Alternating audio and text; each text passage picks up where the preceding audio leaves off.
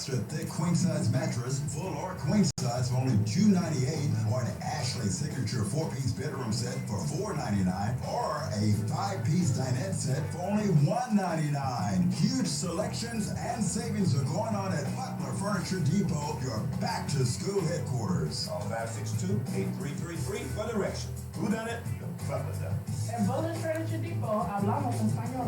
Who done it? The Butler done it. Butler Furniture Depot.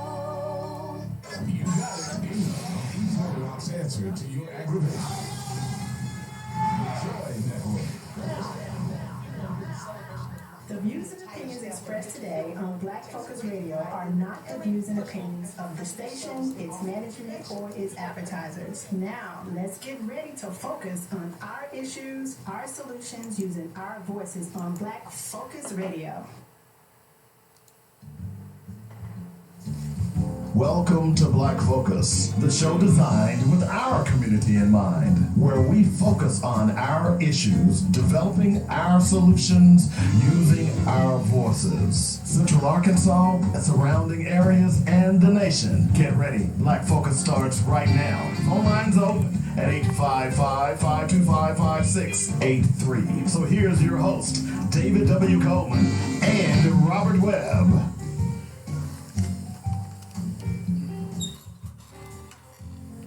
All right, what's happening? It's the Friday edition of Black Focus Radio. Our issues, our solutions, our voices.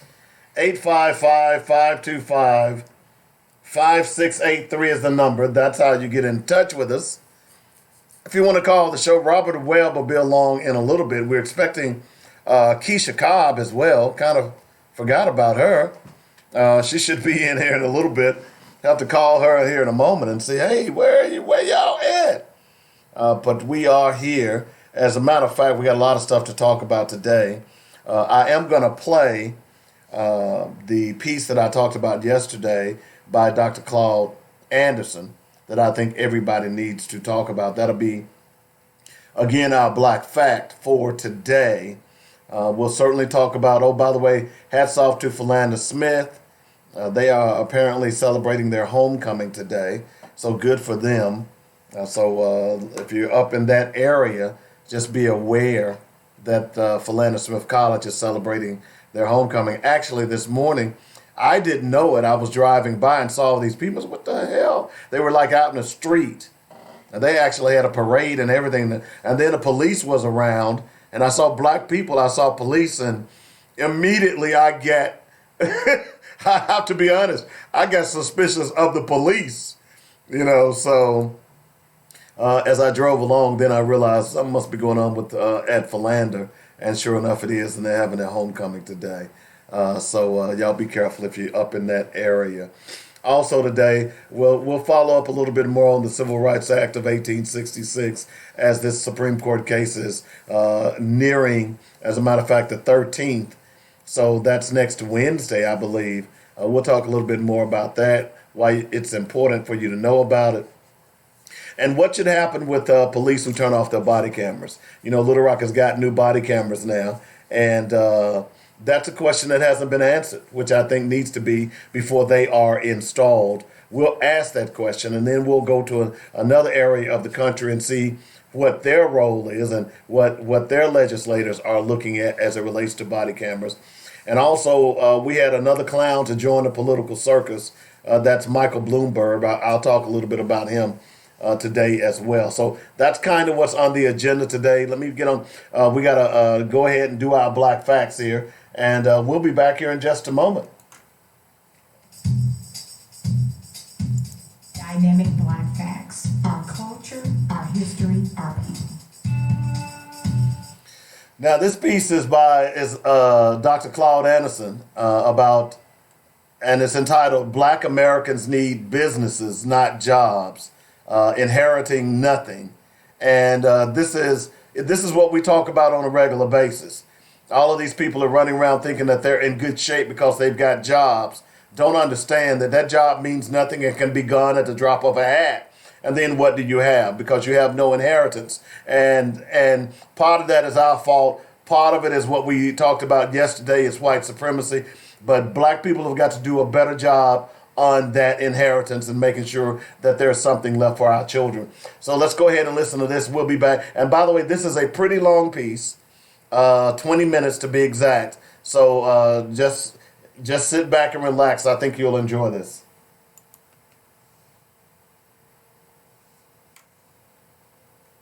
Greatest single house in human history. We've got no friends. It's wonderful. And so you guys thought it was.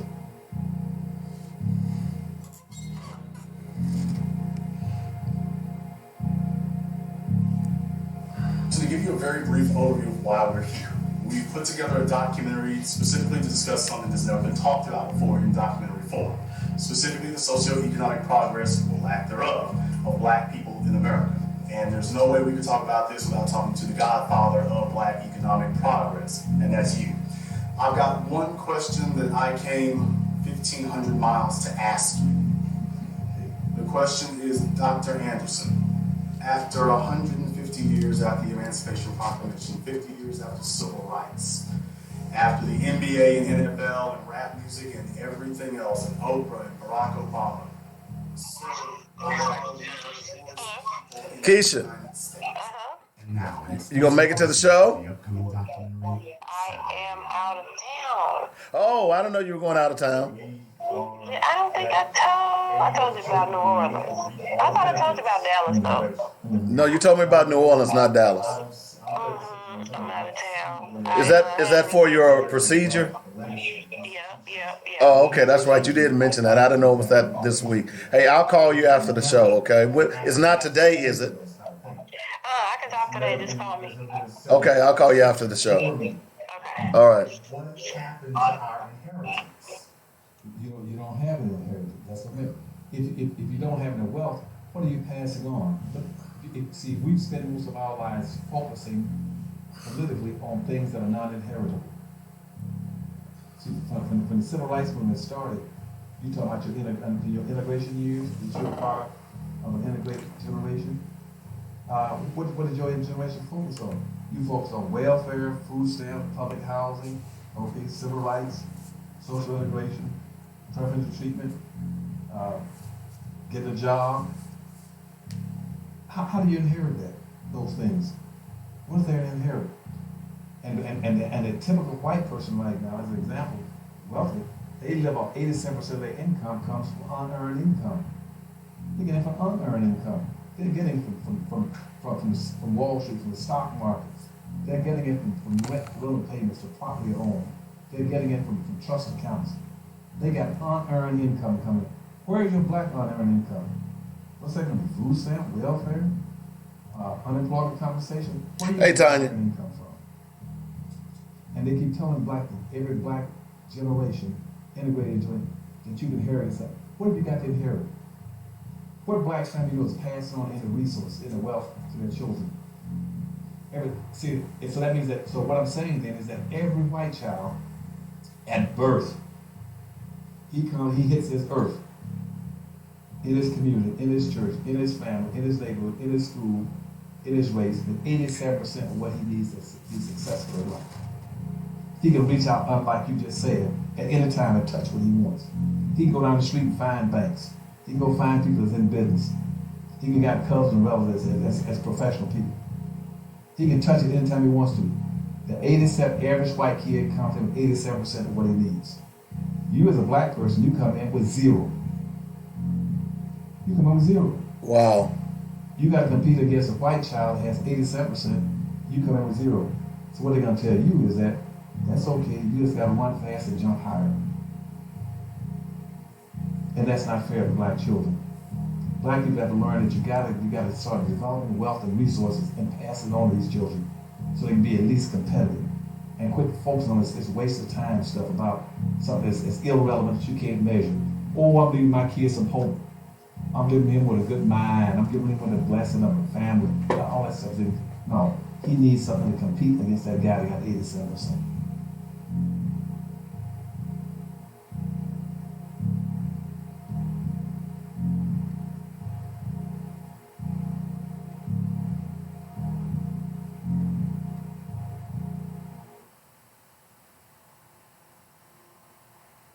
I almost ran for mayor of Washington, D.C. in 2010. And I found that Washington, D.C., the nation's capital, majority African American city, had the second highest poverty rate in America. Almost 40% of every African American citizen in that city was living in poverty. So you look at those statistics and you say, what in the world is going on here? Lack of economic opportunity. So we're where we are today because we have the entrepreneurial spirit has been taken away from us. We talk about economic development, business opportunities, business growth, small business development. All of those things the African American community still is not seeing the full fruition of. Our education in America has not provided or prepared us to be able to compete with Europeans economically. So we should not be surprised that we're so economically backward because we were never taught how to be economically forward. Racism was an economic issue. It's always been an economic issue. It's not a social issue. It's not a political issue. It's an economic issue. I'm Madam C.J. Walker's great-great-granddaughter. I grew up in the haircare business with both parents working in haircare. Capitalism means learning how to own and control the land, resources, the businesses, and use other people's labor to enrich yourself. It's terrible for the neighborhoods. Integration is terrible for the neighborhoods. It's about ownership of assets. And that's where real wealth is created. And that's where real power is created. And it's not social integration, not civil rights that determines your opportunities, your equal opportunities, or your competitiveness. It's what you own and control in terms of vital resources. That's what determines what you're going to get in this world. We are being faced with economic annihilation, which is why if we don't come together and unify as a people, it's only a matter of time before there might not be any African Americans left in this country. The fight today is not for equal rights. It's for equal economic empowerment.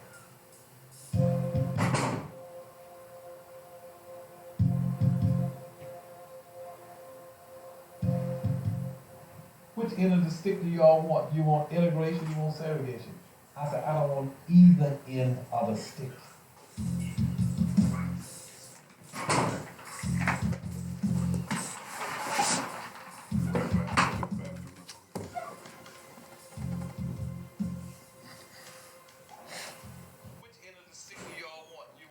Hello, I'm Jason Black, creator of the documentary 7As.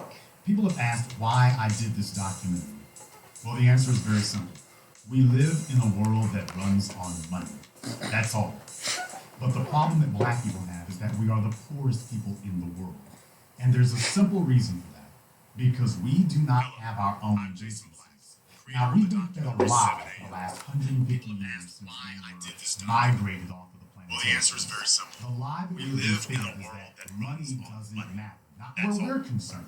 But the problem that black people have is that we matters, are the but for poorest black people people, there's something more important than money. That's what we've been told. We've been told that we need to focus on education. We need to focus on civil rights. We need to focus on integration or our lack of proper religion. That's what we have been told. But the simple truth is that if you don't own businesses, you're not a producer. In reality, you're not truly a consumer. You're also the one being consumed. You've been bamboozled. So let's talk about what happened to you. First off, you were fed the lie of integration. Integration is a lie because it is a national fraud that encourages us to say to ourselves that the problem with black people is that white people do not like us, and that if we could only get them to like us, we will no longer be poor, and they will no longer try to brutalize or victimize us. And this is completely wrong. The issue should have never been immigration. Why would it be immigration in the first place?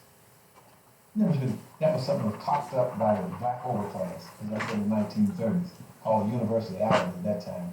Then later on, it morphed into being integration. It's never been the issue. Never been. One today, ain't you? And that's unforgivable for black leadership in this country to allow people to bamboozle them into debating the issue of social integration. You should instead be focusing on building your own economy. That way, it doesn't matter whether people like you or whether they hate you. They will not be able to harm you. And the goal should be ensuring your survival, not ensuring your popularity. When you have power, wealth, and influence, you are impervious to people's like or dislike of you. You want to know that? Secondly, the problem with integration is that it encouraged us to commit economic suicide. We gave up all of our businesses. We abandoned our own economy. Black people used to have our own economy, but we no longer do because we were so fixated and obsessive chasing white acceptance that we took the Faustian bargain that we needed to abandon our own economy to gain their acceptance. Well, we did that, and it certainly got us more jobs, didn't it? But amazingly enough, our unemployment numbers never moved, and our poverty rate never moved. Gaining integration did not make us a more powerful people. Gaining integration simply made us an integrated people. And that's it. Next up is civil rights. That's the other great lie that we've been sold, is that we needed to gain civil rights. The simple truth is that poor people have no rights, none at all. So when we got civil rights, you got a civil rights right now to go down to a hotel, to the richest hotel, and go get the most expensive room and have lobster fed to you every day. But if you don't have the money, you cannot do it. And the spate of attacks on unarmed black men by police has clearly shown you that the police and the prosecutors are making it clear that they don't have to respect your civil rights. They can pass all the civil rights laws they want to. The court system and the police are ignoring those rights because they know that you have no means by which to punish them. Because the only way you can punish somebody is economically. And to some of the people out there feeding themselves some of these revolutionary lies, I'll deal with that in a few moments as well. One of the more insidious tactics that's been used against us is the black clergy. This has been particularly difficult because over a century ago, white supremacy, after we migrated off of the plantations, latched on to a strategy. The Constitution of the United States protects your religion. So that was the only place where black people could gather together unmolested. We were protected by law. So white supremacy said, if we cannot attack them from the outside, let's attack them from the inside. They went on a campaign to buy off every single one of our black pastors in America and tell him that he can get acceptance. He can come to City Hall. He can come to the balls. He can show up at all these places and become a prominent black citizen. Prominent defined as accepted even within white circles, accepted in quotations, so long as he only preaches a specific type of gospel and doesn't get off into any talk of black people becoming self-sufficient. As long as you preach to your people, pie in the sky and heaven in the hereafter, to be happy slaves toiling away at our corporate plantations, then you will remain a good citizen. But if you don't do that, you'll see our dollars going to somebody else. We'll support somebody else's soup kitchen and somebody else's daycare at another church who does decide to play ball. And guess what? Your black clergy, which has been the birthplace of many of your so-called civil rights leaders, they abandoned any talk whatsoever of black people owning our own economy. Hello. If you hadn't noticed, your black preachers and pastors on television and making millions of dollars on their books, do you notice that they talk about money all right, but they tell you that the way to get money is to pray for it. They never tell you that you should pray to God to help you to build a business. They tell you pray to God that money will fall from the sky. And absent money magically appearing from the sky, they tell you pray to God for a job from the very people who are oppressing you. You see, that century-old investment that they made into the black clergy has paid off in dividends. Had to play this. So why is it that black people have accepted this? Had to play this. There's two main reasons that are motivating it. Number one, black people are afraid. The simple truth of the matter is that white supremacy broke black people. It broke our will to fight. Like a boxer who realizes he can't beat his opponent. Black people are no longer trying to win the game. Black people are no longer even trying to survive. They're just trying to exist at this point, and hoping that today will not be the day that Darren Wilson or Daniel Pantaleo shows up for them. So we teach our children to keep their heads down, to bow down, don't make any waves, and hopefully stay poor and impoverished will prevent you from being a target. We've given up on the idea that our children should have a life worth living. We simply told them exist. The second reason is because black people have developed a social psychological attachment to the dominant society. Ever since slavery ended, at least on the plantation level, black people have become psychologically fixated on getting white society to say the words. We want them to physically say the words, "You are our equal." And as long as they don't say that, we go through every day feeling like just half a person. And that's why we don't build our own businesses. Because you see, if we had our own economy, we would no longer have to get validation from the dominant society. And we want that validation. Like a spiteful ex-wife who wants to see her husband admit that his life has gone to pot without her. We want to hear white society admit that we really were their equals and that they were really wrong for what they did. The reason you integrated is because black people, post-traumatic slavery disorder, going back to the antebellum days, have always felt inferior to white people because they conditioned us to believe so. And we couldn't wait to prove to them and to ourselves how equal we were. Just and so as when good the as y'all. opportunity to integrate came, I tell our them, low fuck racial y'all. self-esteem dictated that we vacated what we had and integrate what he had because we had always wanted his acceptance. No wonder they don't give it to us. Because as long as they don't say that, they keep us chasing that carrot on a stick. And all we keep getting is the stick. Furthermore, validation is something that comes from within. It doesn't come from without. The black people are still waiting for that external validation. And we are the poorest people on the planet. And that brings us to a more deadly phase. Because you see, poor people have to be utilized for a purpose. And once you no longer can be used for that purpose, you are discarded. Because we live in a world that runs on money. And what that means is only the producers, the business owners, those are the essential citizens. Everybody else is a consumer, or worse, getting consumed. And when you are an obsolete workforce, as black people are today, that leaves you the prime candidate to simply be consumed. And the fact that now the court system has officially weighed in that black blood is without consequences, and the police now have a free pass to execute us on sight without any punishment, and the prosecutors and the courts will back them up. Ladies and gentlemen, we have entered a soft holocaust. And the reason we're in the middle of that is because we are poor people. Yes, they hate us because we're black, but they're able to victimize us because we're poor. That's deep right there. And we've made up every excuse in the world for why we don't have to stand up and fight them. As I said before, we're afraid. So we take a look at Asians and Arabs and say, well, those people have some type of unnatural unity with each other that allows them to stick together. But sticking together is not what has helped them.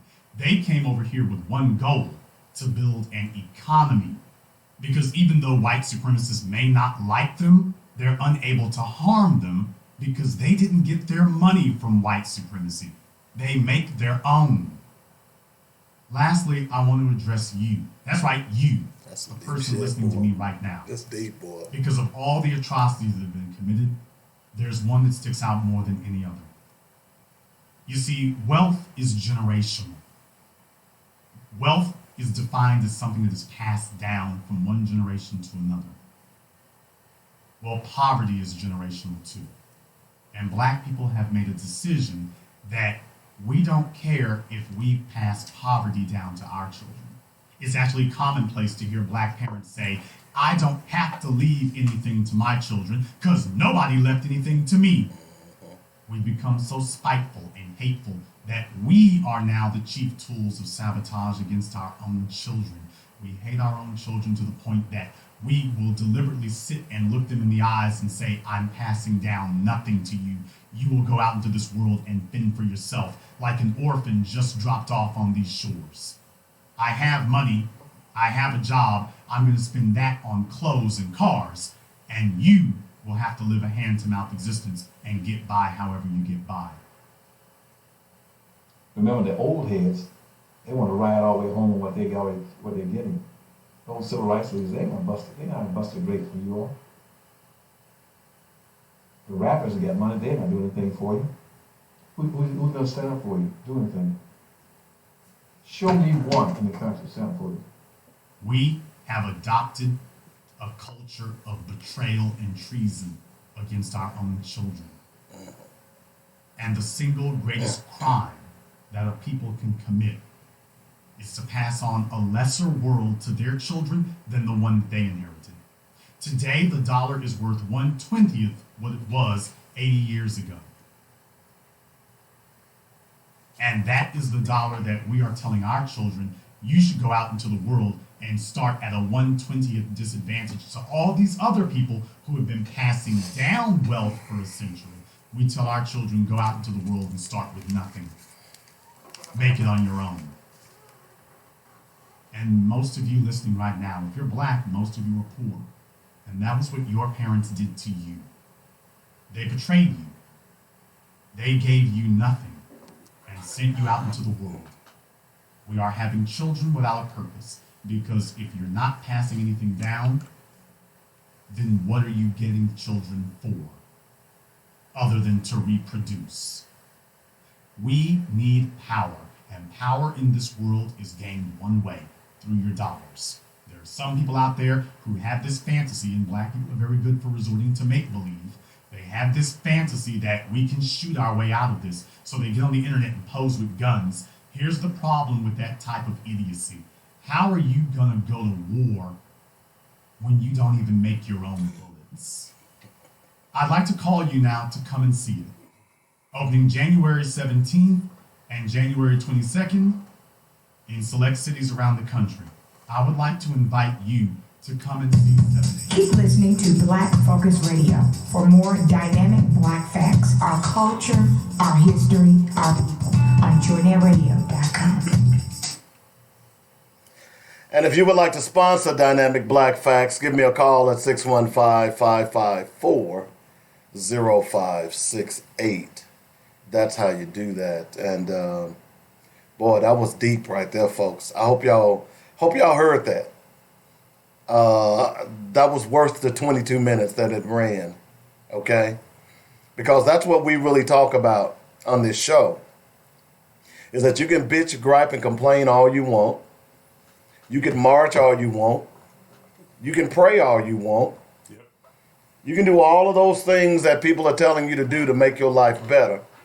But if you don't start spending your money within your own community, it's going to get worse, not better. That was a great, great piece that covered the full gamut. Yeah. It ran the full gamut of what our problems are. And it can be solved not because you have money, but because we spend it collectively. That's where your power is. You just missed the... Oh, okay, go ahead. Never mind. Disregard it. Yeah. That's where your power is. Okay? As you hear Robert talk about all the time, hey, we can't even buy our own politicians. We can't even buy our own history. We don't own our own history. We have no economic power, and what I loved about it is that he made sure he let you know that our civil rights organizations have betrayed us. Our ministers have betrayed us. There are only a few of them out there who are understanding this. You know, I'll tell you the person that really helped me to what's going on in Little Rock. You're welcome, man. And it was J.C. Love, the owner of this station. When he told me, I had heard about it, but hearing it coming from a preacher is different. Because see, what happened, number one, the 501c3 craze that went on about 25 years ago in the black community. Okay? So they basically bought you off because they said, hey, if you got 501c3, you got to be apolitical. You can't be out there politicking anymore. Okay? So instead of politicking and doing what was right for their parishioners and their communities, they sold out to 30 pieces of silver. Then the Southern Baptists came in. The same Southern Baptists who almost got in a fight last summer because they didn't want to pass a resolution to condemn white supremacy. And they went and they started talking to black preachers and said, hey, look, if you start preaching our stuff, then we'll pay your salary for 2 years. If you brainwash your people, fools will pay you. Exactly. And that's what's been going on. See, you all don't understand. Y'all think I'm so tough on churches. There's a reason why I'm tough on churches. Because every one of our institutions, from the civil rights institutions to our churches, have sold black people out. That's why you don't hear them talking about, hey, y'all go spend money at a black business on Sunday. That's why you don't hear them talking about teaching black history every Sunday and every Wednesday, just like you do Bible study. They've sold our people out. Look, I make no bones about it, and I don't apologize for what I'm saying. It is time for a new day. And those preachers, those civic leaders, those community organizers who have been the same old, they need to be ran out of town on the rail, folks. They needs to go. They needs to go. Now, if you want to hear that full piece again, go out to my wall. Because every one of us need to start listening to this. Every one of us need to start paying attention to this. Because it's about money in this country. All about money. Okay? And as long as you are poor, you can be manipulated. Okay? Your children can be manipulated. You know why the drug dealers can get your kid to join a gang? Because your ass is poor. You see what I'm saying? You know why that man can manipulate your 13, 14, and 15-year-old daughter to come meet him? And he gonna throw her some change? It's because your ass is poor. Dave, stop. I'm just being real with you today. I know that. You've been too real. Okay? You've been too raw. So if you want to save your community, then you got to start shopping and spending your money with black people. We've been saying it since we've been on this air. And Little Rock still haven't gotten it yet. You don't have no power. You can march all you want and complain about your schools, but the reason that governor has told you to kiss his ass is because your ass is poor. It don't matter that 70% of the kids in Little Rock Public Schools are black. It doesn't matter. You lucky we educating you. You poor. Because you poor. You have no power. You think you do. You have none. You're using the tactics of the 60s and don't understand how those tactics were used. You don't understand that those marches, those speeches, the underlying power that they had was the economic boycotts that they did across this country, across the South. But y'all don't understand that because you don't know your history because you poor. Don't get mad at me. Get mad at yourself. Go look in the mirror right now. Turn that phone around and look at it and put it on self and say, damn, I'm poor. Don't matter that you're driving a Mercedes. If you're black, you're poor. It don't matter that you're living out in Pleasant Valley. If you're black, you're poor. Is LeBron poor? LeBron is poor. That's deep. Every one of us, every one of them. It don't matter how much money you have. Collectively, as a group, you're poor. Yeah, that's deep. You know that's deep, right? I know it's deep. That's deep right there. That's some deepness. You see, if you want to change the situation, then you got to look in the mirror, ladies and gentlemen. You got to look in the mirror. It ain't gonna matter who gets John Walker's seat. It ain't gonna matter. You know why? Cause you're poor. Yeah. I know it's poor, but y'all get the point. You see, that's right. Cause see, when you poor, you can't even afford the other O and the other R. Cause you're poor. Man, let me get out this soapbox on a Friday. No, I totally Man. But I think what's even more important is he talked about economic control. And I think to do that we have to broaden our mindset. We have to look beyond the restaurants and the beauty shops and the car washes. We have to look beyond those and find other areas of opportunity within our community. And unfortunately, I don't think we've done that yet. But we have to look further beyond those things that we've always traditionally saw as business opportunities for black folk. We got to look past those. I totally agree. So we really have to start looking really hard at the IT sector, I think that's what we're really lagging behind. We really have to look there for some opportunity, and we haven't done so yet. And I think that's important. Well, not only the IT sector, we need to look at the engineering sector. We need to look at the legal. Look, we got a hell of a lot of black lawyers. What the hell y'all doing? Also said LeBron is not poor by any means. Okay, just keep thinking that. He said collectively. Okay, let me ask you something. Okay, was Bill Cosby poor?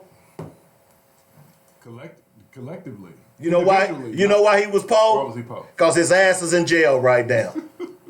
Okay. Okay, so you get that right. I get your point. Yeah. You get that right. I get your point. I get you talking. All that money that Bill Cosby had couldn't keep his ass out of jail. So he poor. He poor. I feel you. All right, but look, you got white boys doing the same thing that Cosby did. Yeah. They still kicking it like a fat rat old school style, right? Yeah. Was Bill Cosby poor? LeBron James is poor. I know y'all don't get that. I know y'all don't understand that. Guess what? Jay-Z is poor. All right? Okay, Dave. Michael Jordan is poor. I understand that. Collectively. Okay. Collectively, you said. Don't give me that now. Y'all, I'm trying to wake y'all up here today. It's Friday. You're not looking at his wealth individually. I respect that. Come on, man. At the end of the day, he's still a nigga to them. Yeah. Okay? Thabo Cephalosha, who was a starting guard for the New York Knicks, had his ass whooped by the New York Police Department and broke his leg and ruined his career. They didn't give a damn how much money he made. You know what? He could have bought you and I, but you know what he really is? He couldn't have bought me. You know what he really He is? ain't got nothing about me. You know what he really is? He poor. He poor. Okay. My bad, Dave. But Dave, check this out, Dave. Woo! Jesus. You own one today. No, I don't disagree with you. But again, I think it's important if we're really gonna make some headway, we gotta focus on the things that matter. And that to me is again create our own economy. Yes. How does that look?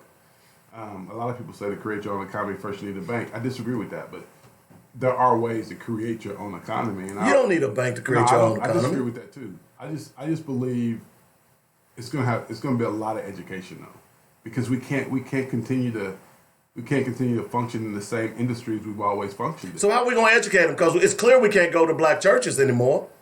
They're not interested in educating you. They want you to pay your tithes and offering, but they're not interested. And here's the irony behind it. It's the same thing I tell white people about civil rights. Doesn't it make sense that by 2042, white people are going to be in the minorities? So doesn't it make sense today to make sure civil rights laws are strengthened? Because you're going to need those same laws in the future, right? So it makes sense. That's some deep stuff there, man.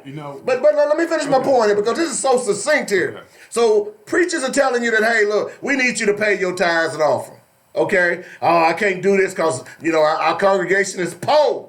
They can't pay their tithes and offering. So doesn't it make sense to give them some financial education about financial wealth? Doesn't that make sense? So don't you think that once they understand the dollar and understand putting your money together in a church entity, that you can be more powerful and you can no longer be poor? But you know what? The reason the preachers don't teach that, because they're mentally poor. Woosah. Calm down. Take a deep breath. Woosah. Now, I think some pastors, I'm not going to say some, I think a majority of pastors, maybe they don't have the financial wherewithal to understand that is important. I don't know that to be the case. I'm just making a blanket statement. Hold on. I don't know that to be the case. Do you think they pay bills? Of course they do. Do you think they got a mortgage? Of course they do. You think they got a car note? But it's a difference between paying your bills and understanding how to manage money. I understand that. Those are two totally different things. But you'll get up every Sunday morning and ask them to give them 10% of your salary. Of course you will, because that's what you're supposed to do, Dave. But them having some kind of at its worst. Them having some kind of knowledge of money management or how to grow wealth, maybe they don't have that. And again, I get your point, and I'm not disagreeing with you. You know what? But I'm saying that for whatever reason, maybe these guys just don't have that knowledge. I didn't know how to use Photoshop. Well, you can't be the example, Dave. I didn't know how to use. But see, my point is this: that in today's society, there is so much information out there. All you have to do is ask. Okay? Let me give you an example. Now, I'm not going to get into the details of what I'm doing, but I'm working on trying to get a parsonage. I shouldn't say parsonage because I ain't a preacher. Yeah. Okay, let's say I'm working on a real estate deal. Okay. Okay, I have no concept of what the hell I'm doing. Right. You know what I'm saying? I'm being honest with you. I know. And you know what I did? What? I opened my mouth and asked someone, "How do I do this?" Yeah, but again, okay. But you understand what I'm saying? I'm with you. But my point is that you're talking about people who maybe don't even understand the importance of money management and growing wealth, right? Because we make the assumption. What the hell are they? What are they watching every day on TV? These guys, in my opinion, these guys are nothing more than message senders or message givers or message deliverers. So for us to assume that these guys understand money management, terribly wrong, because I don't think they do. I don't think they're all familiar with money management, because that's not their thing. Their thing is bringing souls to the Lord. As big a hoax as that is, I mean, it is what it is, right? So I think that's what they know. That's what they know. And I don't think they know finances. I don't think they know how to grow wealth. I don't think they know how to, I don't think maybe some of them understand what generational wealth is. I mean, Dave, couldn't they say, hey, I didn't y'all. know what generational wealth was till I was 32, Dave. Okay, that's great. Look, that's a valid argument. But couldn't you at least say, if you don't know, Dave, you can't. But wait you a minute. assuming that they already No. know. Listen to what I'm saying. Okay. Could you at least say, you know, we got 500 people in our congregation. This Saturday or this Sunday, I want y'all to go spend money at a black business. And every 2 Sundays, I want you to spend money at a black business. Couldn't you at least be a cheerleader? Let me take you back, man. Let me take you back. St. Mark had their groundbreaking. I know this. Don't and tell it wasn't me. one black up there. I know. St. Mark, I don't know. Say you're proving from my my point. understanding, churches have no understanding about black economics. So don't show up in the pulpit wearing kente cloth. But they do it. Okay. So the next time I go to somebody's church and you show up in the pulpit with kente cloth, I'm gonna go up there and snatch that kente cloth off your ass. I'm tired of this, man. I'm tired of this. We are being led down a primrose path to hell. At the end of that path, it's gonna be hell. And if we don't do something about this, our people are going to be in trouble. You might say, well, I'm taking care of my own. You know what, folks? That ain't good enough. Wow. My son is on fire today. He hot at you, Dave. He can be hot all he wants. Get him up here and let's talk. He said, poor is a mindset. You're only poor when you accept being poor. As long as you do what you can do to ensure that you're stable, you're not poor. You're only poor when you sit down and give up. Being black has never made me be poor. Any white person out there listening to the show right now is having a field day. I don't know. What do you got to say, Dave? What? They're having a field day because they know I'm right. You're talking about individually. You're talking about individual wealth. I'm talking about collective as a people. Right. Black people are poor in this country, whether you want to agree with it or not. Look, let me ask you a question. When you go to a city, can you tell the difference between a black neighborhood and a white neighborhood? Without a doubt. Without a doubt. We poor. Come on now. When you went down last week to the courts, who did you see? We poor. Anything else I need to add here? When you go down to AFDC or the welfare office, who do you see? Black. We poor. I rest my case. More than $1.2 trillion annually spent in our community. Less than 2% of that money goes to our community. We poor. Y'all need to wake up. Y'all need to stop pushing this white folks mantra about everybody can make it. If you heard that documentary, white people they are ahead of at birth. Listen to this. At birth, a black child and a white child born in the same city. Did you know that the white child has 87% of worth already, mm-hmm. and the black child has none? Mm-hmm. We poor, bro. Mm-hmm. We don't understand that because we done bought into that mantra that if you work hard, if you do whatever you're supposed to do, and like Dr. Anderson said, if you just run harder and jump, if you run faster and jump higher, then you're gonna be okay. Come on, man. It's time to look. I told you all you're suffering from a mental side. You have to have a mindectomy. So what you thought was going on is not going on. This is the matrix. You're caught up in it. You don't see the lady in the red dress. Woo-saw. Woo-saw. Yeah, but like I said though, we have to educate ourselves about the opportunities. I agree. And unfortunately, we have yet to do that because I think that's the most important piece. You can't talk about having economic freedom if you can't identify opportunity. And I agree. And that's the problem. That's the problem. I think that's the problem in our community. We have yet to learn how to identify opportunity. Well, first of all, before we identify it, we have to understand what opportunity is. So that's a learning process. I don't disagree. Okay, that's a learning process. So that rundown house in your community, what y'all don't know, that the city of Little Rock will give you money to fix up rundown houses. But you don't want to live in that neighborhood, though. But why don't you live in the neighborhood you live in and then go and buy that rundown house and use the city to help you fix it up, and then you use it as rental property? Oh, I'm just saying. That's talk about creating wealth. That's generational wealth. How many of y'all got how many of y'all got a life insurance policy? So when you die tomorrow, you gonna have to get on Facebook and ask people to come up with money to bury you? Or do you have $1 million life insurance policy so when you die, you'll leave both of your kids or your estate over $1 million? You know you can get $1 million policy about $22 a month. Did you know that? How many of y'all got, that's what I'm talking about, generational wealth. Okay? How many of y'all got a business? And you got a will said when you die, it won't go into receivership or it won't be going to probate court. It will be passed on to your son or your daughter.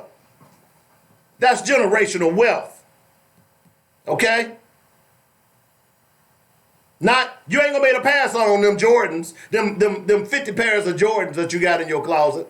As a matter of fact, if you would have taken the money that from 10 pairs of those Jordans and simply invested, you'd be a lot better off today than you are right now. But you're not because you're poor. I'm not trying to hurt your feelings here, black folks. What I'm trying to get you to understand that you got to get pissed off. You can't get pissed off at the man anymore. You got to get pissed off at yourself because you are allowing the man to rape you. You are. We are. They're laughing all the way to the bank while we're laughing all the way, or we're crying all the way to prison. Trying to put money. Look, we'll put money on the books for little Johnny in the prison, but we won't buy books for little Johnny in college. That's because you poor.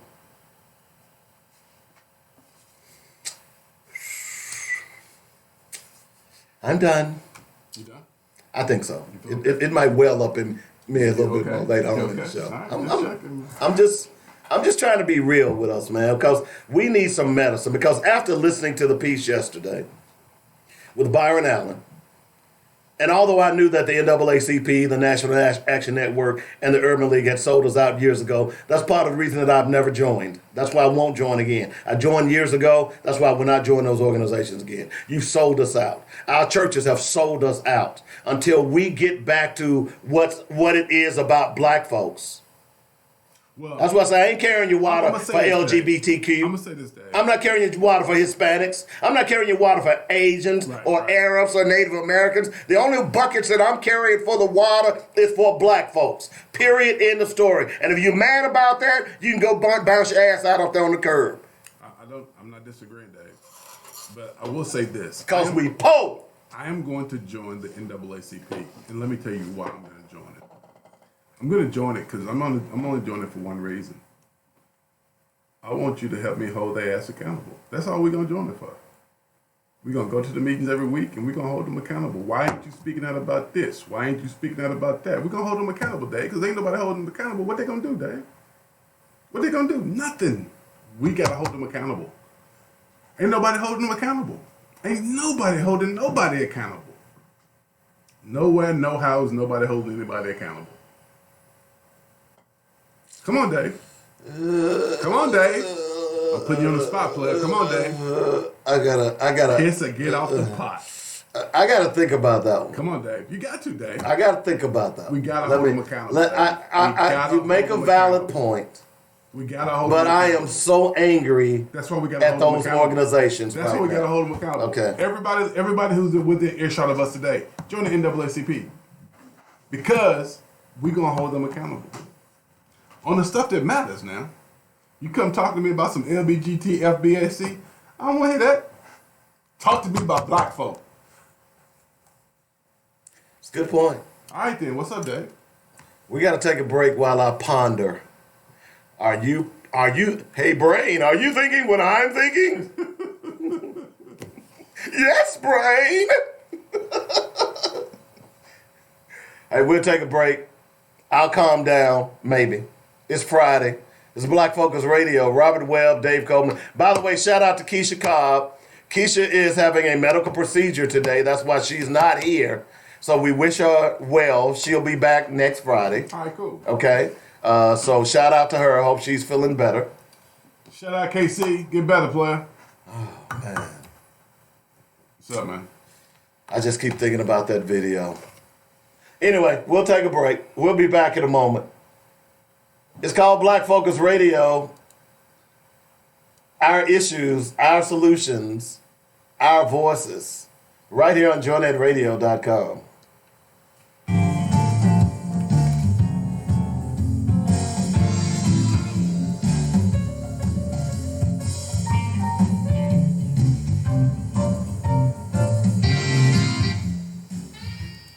The law offices of James F. Swindoll provides our clients the personal care and attention that larger law firms cannot offer. Our experienced attorneys have brought hundreds of cases. Now, the irony about that, in federal court and that piece that I just played, that piece was made in 2016. Or have property wrongfully damaged, we may be able to help. Do not hesitate to contact our firm anytime. So in 3 years, what has changed?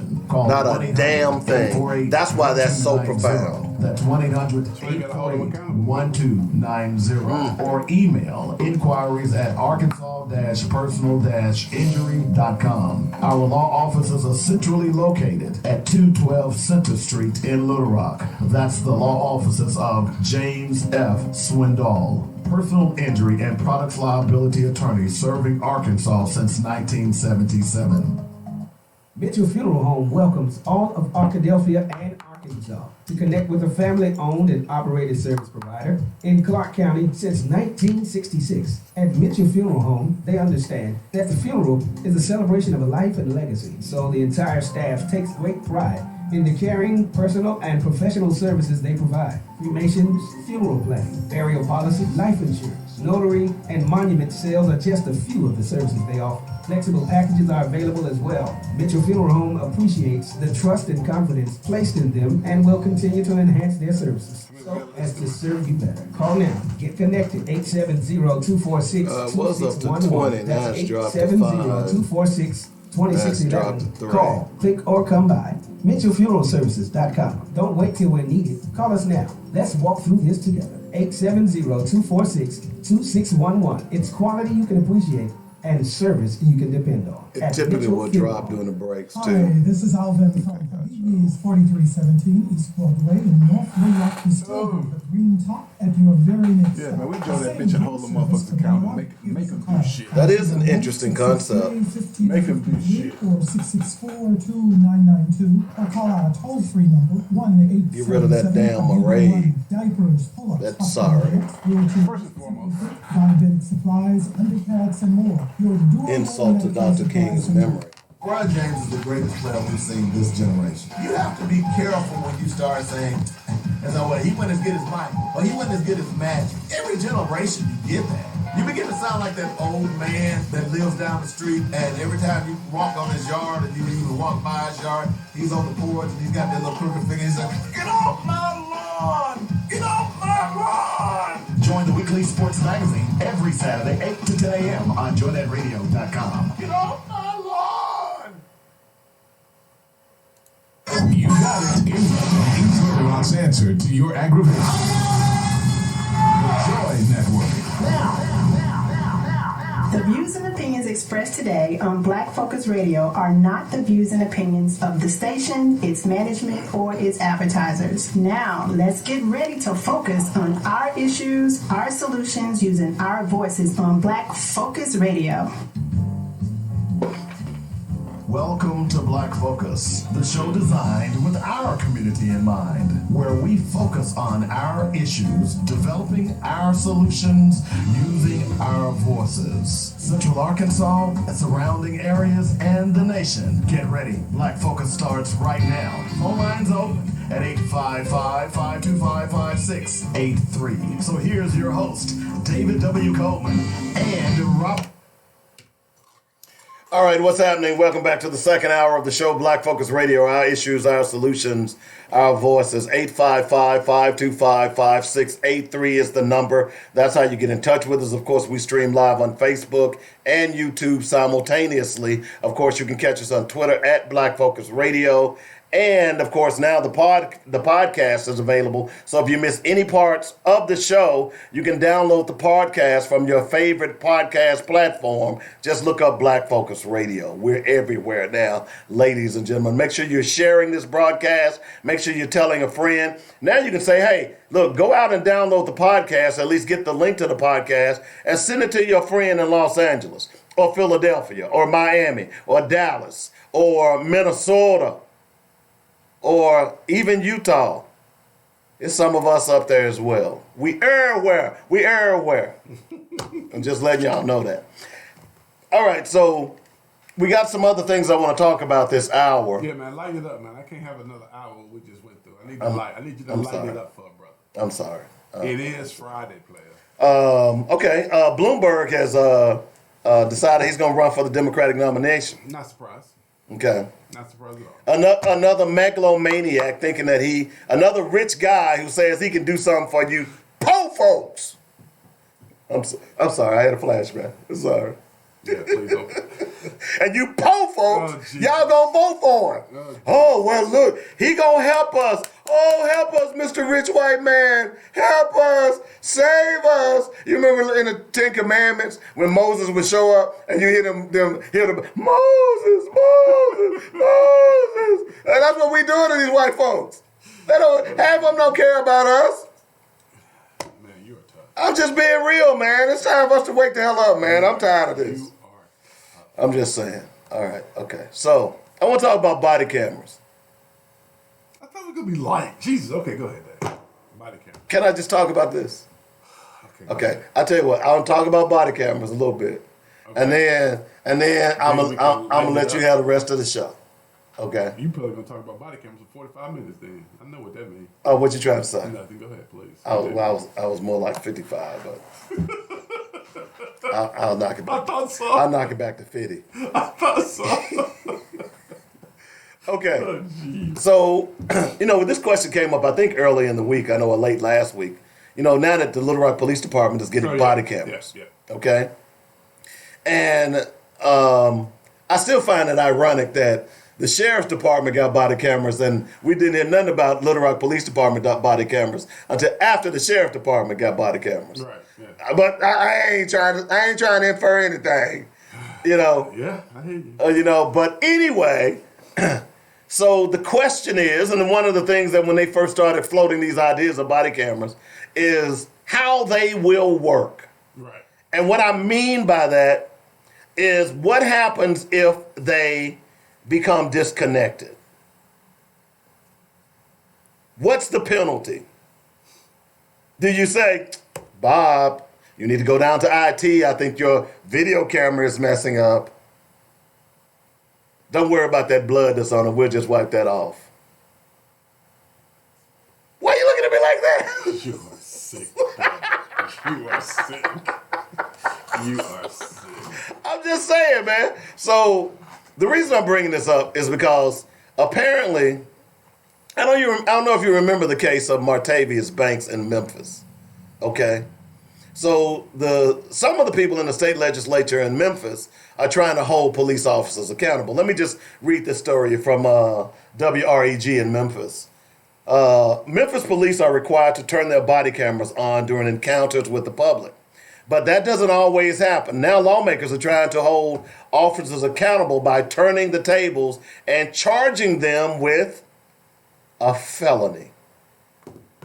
Officers have been caught hiding things recently, most notably in the Martavius Banks case, where the department says 3 officers turned off their body cameras before shooting him.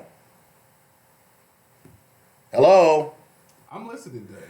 WRAG is now learning the full story of what the Memphis police say happened on the night of September 17th, 2018, when officers shot Banks, leaving him in critical condition. Police say 3 officers deliberately hid their actions from their supervisors by communicating on radio frequency that dispatch couldn't hear and turning off their body cameras before the shooting. So in other words, what they did, if you don't understand what I just read, what they did was they found a frequency that is not the same. Like, let's say, for instance, dispatch is on frequency 7. I don't know that to be true, but I'm just throwing that out there. But you go to frequency 5 and talk privately with one another. Okay? Okay. All right. The officer who pulled the trigger resigned. 3 others got suspended. Arthur Horn represents the Banks family. We just think the behavior is egregious, and these officers received a slap on the wrist.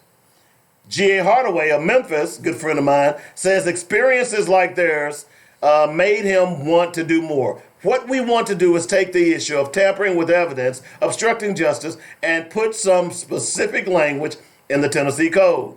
Hardaway's proposal meant officers would face felony charges for intentionally disabling a body camera, thus obstructing justice. Okay? But here's where it gets good. But representatives with who? Fill in that blank. Who, Robert? Representatives with who? I don't know who. It's easy. It ought to be obvious. Say the officers involved in Banks shooting have already been punished appropriately. Now, that should give you a hint. Who says that? Who would have said that? If that would have happened in Little Rock, who would have said it? Come on, Robert. Chief of Police? No! No! Who? The FOP. Oh, the FOP. Oh. Okay, you need to start. You need to pay attention to this show. I do. I need to start listening to the show every day. Okay. I do. Okay. Start listening every day. I apologize. So the Memphis Police Association, which is the equivalent of the FOP, said that the officers have already been punished appropriately. So you shoot a guy under faulty circumstances, you obstruct justice and tamper with evidence, and you don't get fired. But your union says you've been punished enough. You've been punished enough. That's their job. Okay. Yeah, I can't wait till we get a run in here. I can't wait till we get a run in.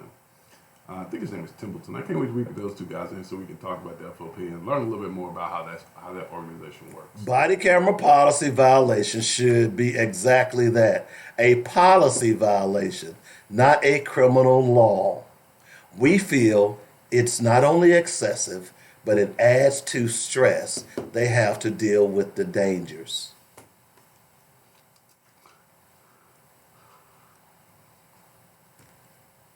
I'm biting my tongue. For what? Because I'm about to get What you cussing. about to do? Don't cuss, Dave. I mean, hey, that's what they see. They see danger. In a body camera. In a body camera. Yeah. I don't know. I don't have a comment because there's nothing I can say that would even make sense at this point. I mean, they think we're stupid. I'm convinced that these police unions think the American people are stupid. And to some extent, based on some of the rulings that we see, we are. I think we are. I think unions, in general, I think they do a very good job of doing what they are paid to do. Because unions are paid to protect their members. everybody wants to say represent. Everybody wants to throw out these adjectives that try to describe what it does. They're paid to protect their white members. Well, I can't say that. I'm just going to say they're paid to protect. They're paid to protect their white members. Okay, they're paid to protect their members, and that's what they do. That's what they're all about. They're white members. Unfortunately, they take our dollars to do it. Those are our dollars, our tax dollars that they're doing that with. And then Little Rock. Russ says you will need to fumigate the studio after the Little Rock FOP is there and use a lot of sage. We got to have a sage birdie. Russ.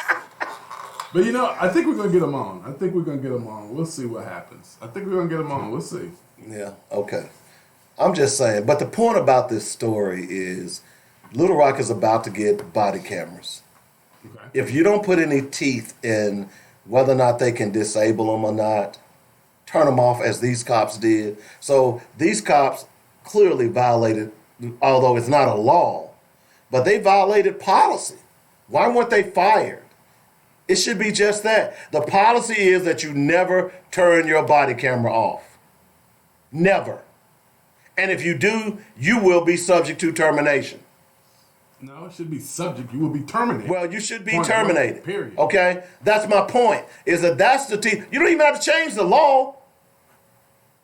Just rewrite the policy. Because here's the thing. If you're turning your body camera off, that suggests malfeasance.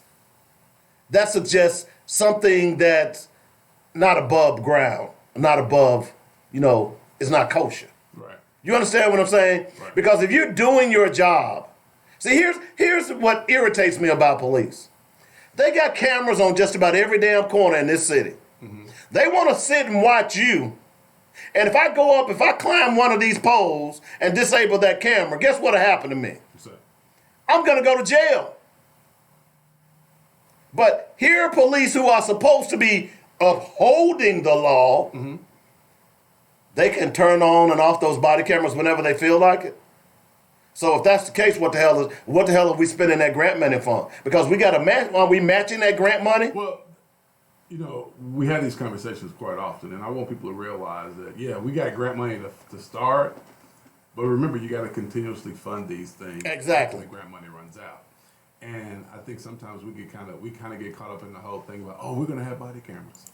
But what exactly are we giving up to get those body cameras? Do we know how much it's going to cost us every year to maintain them thereafter? Those conversations and those kind of questions are never asked, and I think those questions are very important. The question we should be asking right now is, you know what? Thank you for getting body cameras. However, what is going to be the price for those body cameras going forward when the grant no longer exists? Because let me tell you what happens.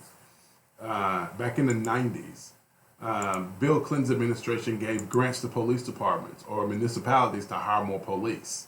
Those grants only lasted so long, right? Well, when those grants ran out, then that was additional income that was pushed back on the city. Now, just imagine if we're not in a position to do that, then we got to cut money from other places. You got to take money from other places to fund those positions. So we have to start asking these questions because, man, if you get 170 body cameras, what are the ancillary costs that goes with those body cameras? We haven't had a conversation about that, and I think that's very important. You have to have that conversation. What are those costs, and how does that look as we move forward? Excellent point. But that's even more the reason why we need to make sure that these things are working and that they are going to do what they're supposed to do. And no one, including police officers, can mishandle them or turn them off. That's all the more reason that if the city is going to invest that money, which that's what they're going to have to do, in order, because not only are they going to have to buy cameras, they're going to have to update their servers.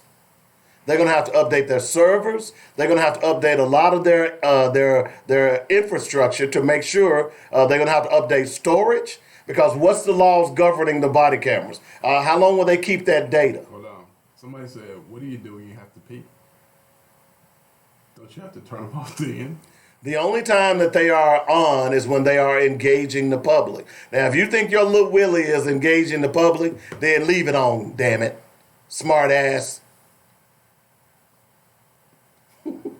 Golly. Austin got famous. Okay, cool. He does. Is that who did that? No. Oh, okay. But one of his fans said, "Kudos to your son." Yeah. Okay. Yeah, he got fans now. I'm just saying, build your fan base. Go ahead. Your fandom. But I'm just saying, I think at this point, because Robert, you're right. They're gonna have to maintain. Look, they're gonna have to buy new servers. There's a certain period of time that they got to maintain that data. That data has got to go and sit somewhere. Right. Okay. So let's say, for instance, if there's a case. And a lot of times these trials don't take. It's a year, 2 years after the fact. Right. That video footage has got to sit somewhere. Yeah, and you're talking about what? You're talking about 178 officers, and you don't even know how much space that is in the cloud you're taking up. Exactly. We need to know what those costs are because So and you got to pay for that. I'm not saying that we don't need them. I don't want people saying you've been saying we need body cameras. Now you're saying What I'm saying is there's a way to go about getting body cameras that makes sense economically. I don't know if we've done that. I don't know if we're doing that, and that's important as we move forward because again, Russ just makes an interesting point here. So remember the shot spotter? Oh God, Russ, please. That's stupid. We could have spent that money on that. But that's the point. How many crimes has the shot spotter solved? How can you point to it? No. Now, those of you who don't know what the shot spotter is, what it is a Bose speaker that's being hung on a telephone pole that sends signals back to a studio at the police department that sounds like somebody's been shooting. That's all it does. It doesn't identify a suspect. It doesn't take a picture of the driver's license. Nothing. Now, it's more than a Bose speaker, obviously, but that's basically what it is. That's what it is. It might not even be a Bose speaker. It's a cheap speaker. I don't even think it has a recording mechanism where it would record. It doesn't. It transmits back to the studio. Yeah, but see, that's again. That's my point. We're spending an ungodly amount of money. But wait a minute. But your police said, "Hey, that was Buckner. We're getting a shot spotter. That was Russ's boy Buckner. We're getting a shot spotter. That was Russ's boy Buckner. And guess what's going to happen, girls and boys? Nothing. And all of your city directors said, "Ooh, a shot spotter! Ooh, I've been wanting a shot spotter." And you can see Joan up there saying, "Well, what's a shot spotter? I don't know what it is, but I'm voting for it." Well, that gives them cover to say things like, "We're trying to make things safer." That gives them cover to do that kind of stuff because again, they never ask them what are going to be the costs because they don't care. They just want to be able to say, "We tried to make y'all safer. We did this to make y'all safer." Shot spotter. Okay. All right. Okay, so Robert, I'm done. You can turn over the rest of the show to you. One other quick point, by the way. Oh God, people, please. Says give real solutions. That in 1 year you get a violation after 2 years, 2 times, happens twice or more. Then we do random checks to make sure you are turned it on. Give me a real solution. No. You don't turn the damn thing on, you get fired. Right. Point blank. You don't. The only solution is that your ass is out the door. If I create this path of insufficiency, then you're gonna keep doing it because you can. Because we know how they work. You give them an opportunity if you say to them, "Listen, guys, we're gonna give you 4 times to turn your body camera on, and then on the 28th 3 strikes, you're out." And then on the 28th time, what we gonna do is that we probably gonna fire you on the 28th time. No, you don't turn your damn body camera on, you're done. Point blank, end of discussion. Now let me clarify: you don't turn your body camera on, and you shoot somebody, or there is a complaint about your behavior. Yeah, you're gone. Point blank, end of discussion. No, there is no other way to do it. And I won't even discuss another way to do it. If you don't turn the body camera on, you're done. Point blank, period. I'm sorry, y'all. I didn't mean to get upset. But no, there is no other solution. That's it. That's all. Peace, my friend. Amen, brother. Yeah, because the police department, man, they come with these stupid ideas. Okay, so on the first one, well, this one won't count. The reason this one won't count, well, when you get out your car, you put 2 feet down instead of putting your left foot down, then your right foot. So this one don't count. This one don't count. We'll get this one a pass. Then you get to do it again, and they say, "Well, you know what? when you got out the car, you went to the back of your car first, and then you came back to the front. So that one don't count, right? So then they'll say, okay, this is your fourth one, right? This is your third one now. Well, you know what? We're not going to even count this one because when you got out the car, you got on the radio and said 10-6. So this one won't count either. No, the first time you don't turn the damn camera on and there is an incident where there is a complaint filed against you, you are gone. Point blank, end of conversation. No discussion. Okay, we can move on to the next. You okay now? I'm great now. By the way, just so you all know, federal aid for America's historically black colleges and universities has now expired, and Congress can agree on whether to pass a short or long-term plan to restore the funding. In other words, black folks, y'all are poor. Don't get me back on that. Just thought I'd let y'all know that. But we need to ask the question: what's going to happen if police violate this policy? And like you said, a slap on the wrist ain't good enough, because that'll manifest itself into a lot worse. So that needs to be resolved.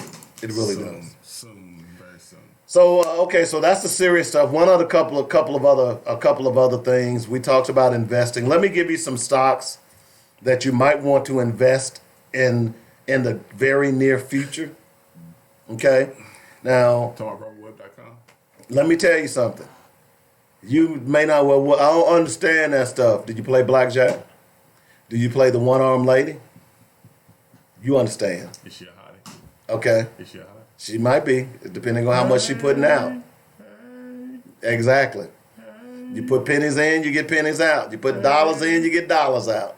Okay?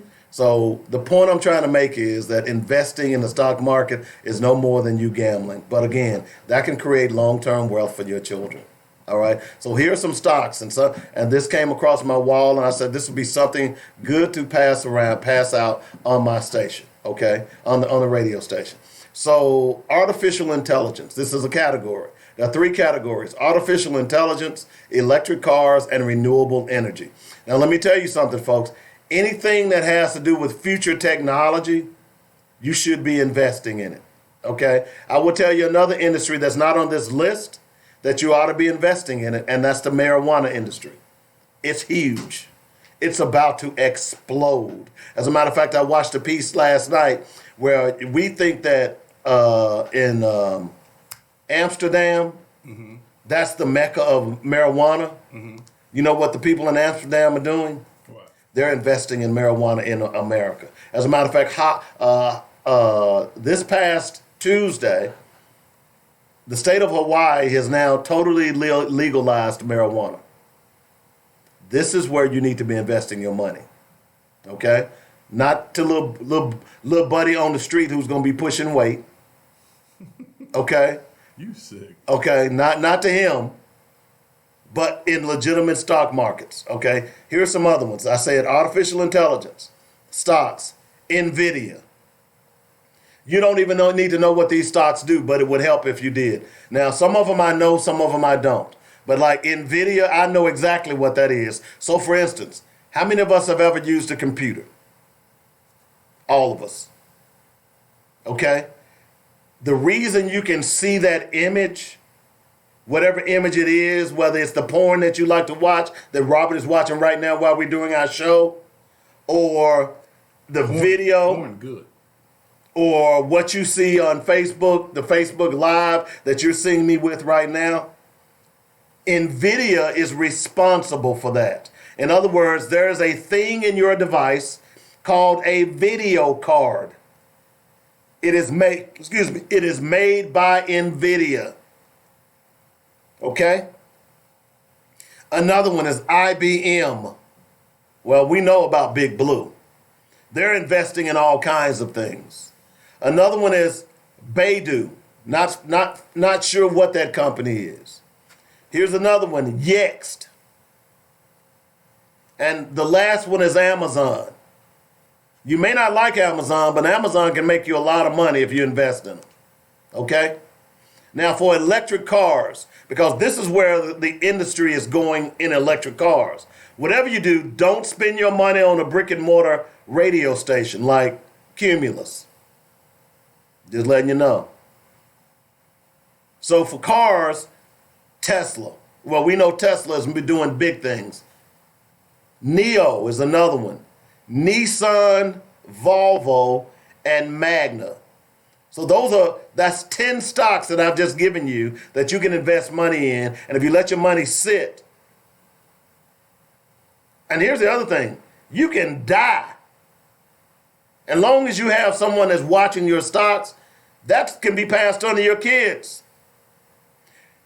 The last category, renewable energy, Nextera. These are people that are like, because the new wave right now, I watched a video the other night about living off the grid. There's this lady who had built a house, and it is all powered by solar energy. Everything. Water, gas, solar. Translanta is another one. Inviva, TPI Company, and Siemens. So those are 15 stocks. Those are on my wall. My point is that we're talking about economic empowerment, economic investment. This is how you begin to change that. But you gotta want to change it. Those Air Jordans ain't gonna buy you crap. I know people that buy cars every 2 years. Do you know how stupid that is? Why you hating on the Jays, man? It is. Man, I got 50 pairs of Jordan. I'm just curious. How much does the average pair of Jordans cost? $250. Shit, I don't know. I never bought a pair. Never will. Neither will I. But I believe they're around. Let's say you got 50 pairs of Jordans, okay, and they're $200 a piece, okay. Think about that. That's $10,000, folks. Y'all get that? No, y'all don't get it. I'm sorry. 855-525-5683 is the number. All right, Robert, I'm turning the rest of the show over to you. I'm off my soapbox for today. No, I'm getting ready to leave. Go ahead, finish. You know, so I'm just letting you know. I'm off the soapbox. You ain't off no soapbox, dude. Yep. Really? Whatever. Oklahoma Republican declares that rape is the will of God. Okay, on that note, I will say something because that's crazy.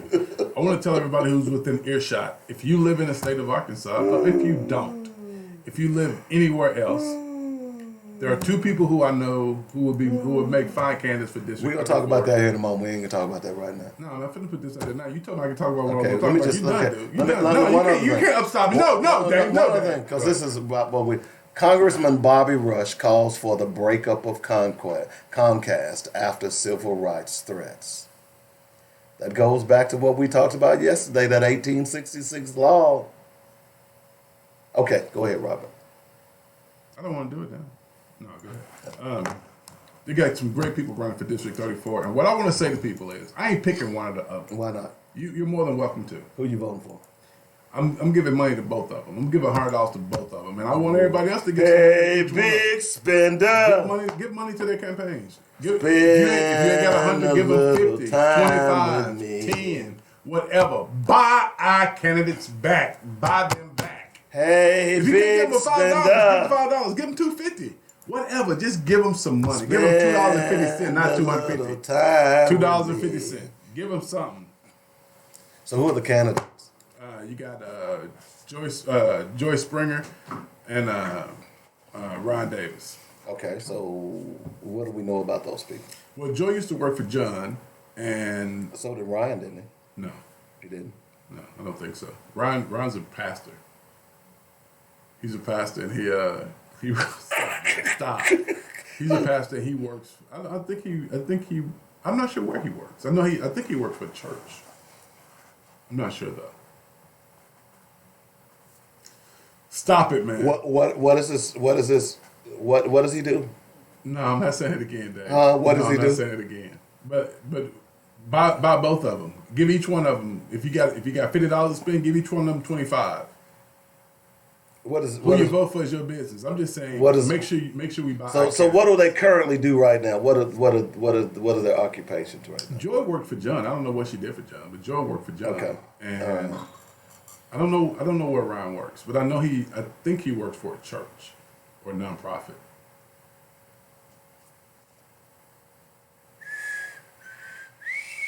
Will you stop it, man?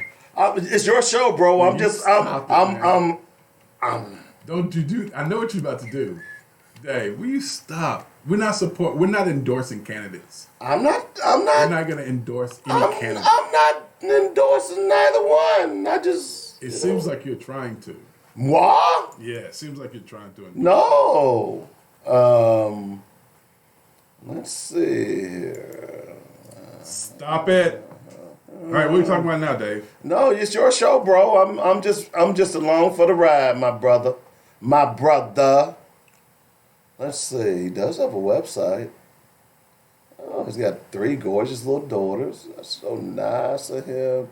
Let me see here. Let's see if there's something that's now about. He doesn't have anything in the about category.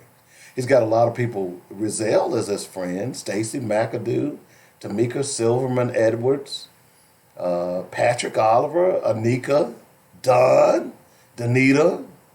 Cliff is his friend. Cliff who? Cliff May. Oh, Cliff May. Okay. I think he works at Philander, though, doesn't he? I don't know.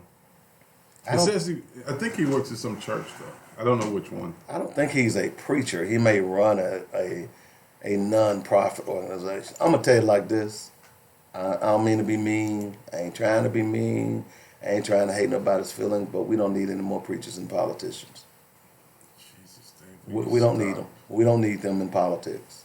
We need them out here praying for the people. Dave, will you stop? How you get Dave? Stop! It's like you're making an endorsement. You can't do that. I'm not endorsing. I'm just just saying, did. He's not a preacher. He is. He is. Jesus. Oh. You just endorsed. I'm not endorsing anybody. You did. You just endorsed joy. I didn't. You did. I got joy down in my heart. Down in my heart. Stop. Down in my heart. Joy, down in my heart. Whoop, down in my heart today.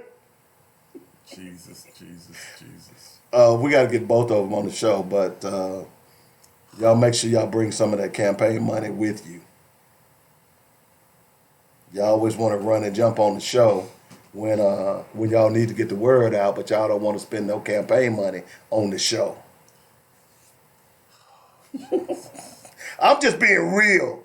I told you I'm tired. Look, we talk about black economics. Okay, spread some of that black economics to Joy Net Radio, okay? Because we the only show in this city, in this state, in fact, probably in the damn South, that does what we do. Okay? So bring some of that campaign money that y'all take over to them white stations. Okay?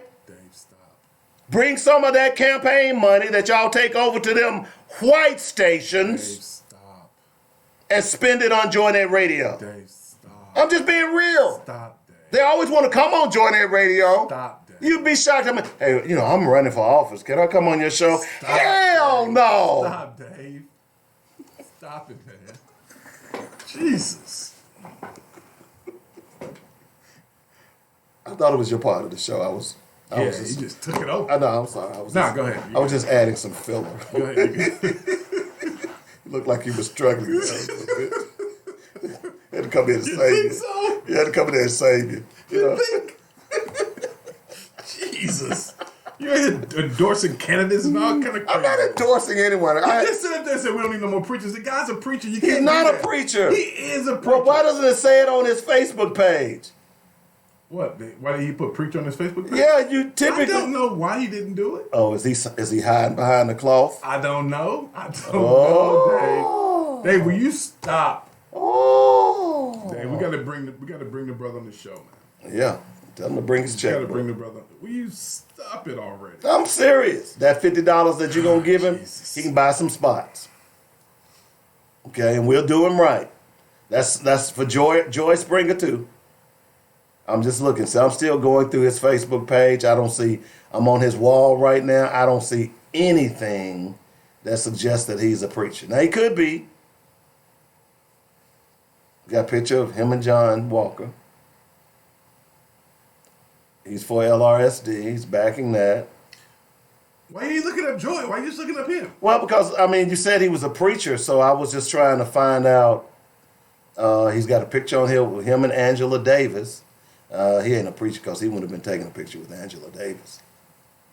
What does that mean? Just when you take a picture of Angela Davis, what does that mean exactly? I don't understand the point. They don't want to be seen with people like her because that'll affect. Oh, Jesus. Bob? So you say he not? Was that? I thought I saw a picture of you with Angela Davis when she was in here. So you don't, was that you, Bob? So you don't think he's a pastor anymore? No, Mr. Master Sir, that wasn't me. Mr. Charlie. That was somebody else. That wasn't. Well, Bob, you know I done invested a lot of money in you and your church, and I was just wondering if, in fact, that was you I saw with taking that picture with Angela Davis. Now, you know, we don't have that kind of stuff.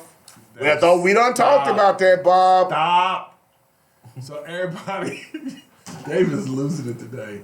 Listen, y'all, everybody, give money to these candidates. This guy in the preacher. Give money to both of them. I'm looking at his website. Typically, I'm telling you. He's a pastor, Dave. Those guys don't hesitate about proselytizing. Not everybody does that, Dave.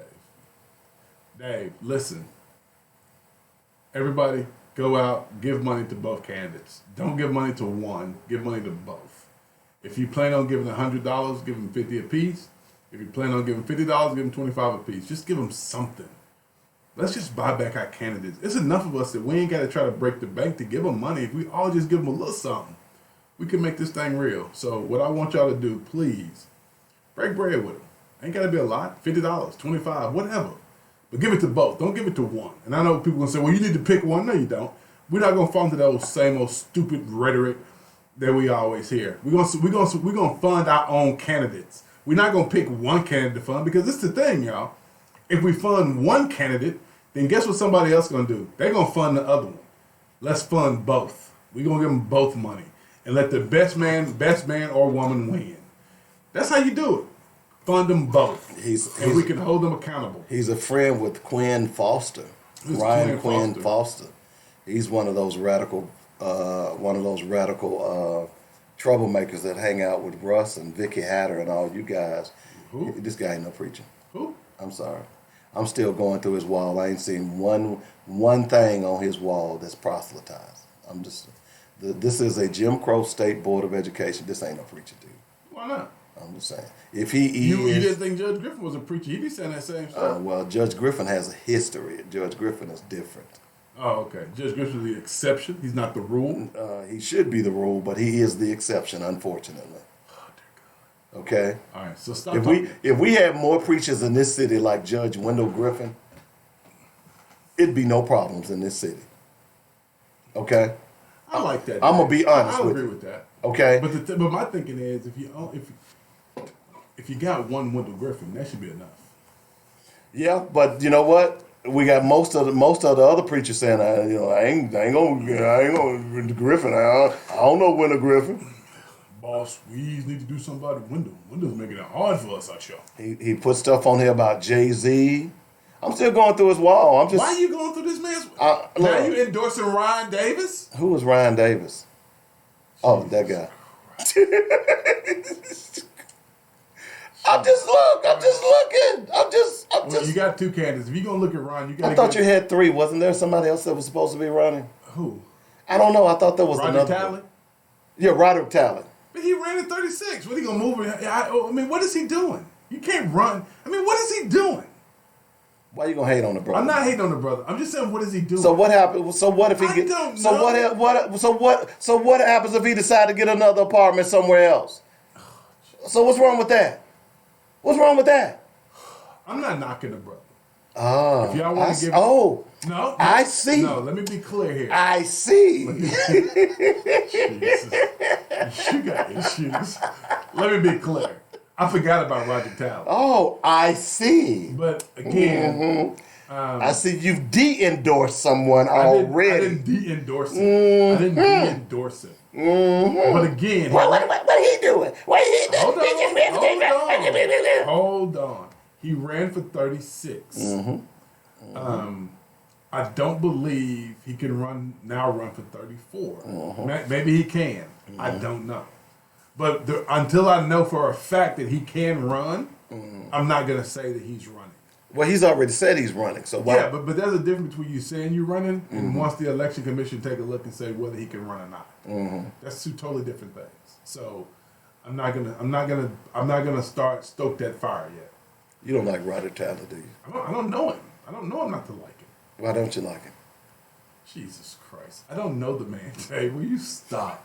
Same reason you don't like Ron Davis. Exactly. I decided, look, at least Ryder Tyler ain't walking around saying, I will smite you. Will you now, stop?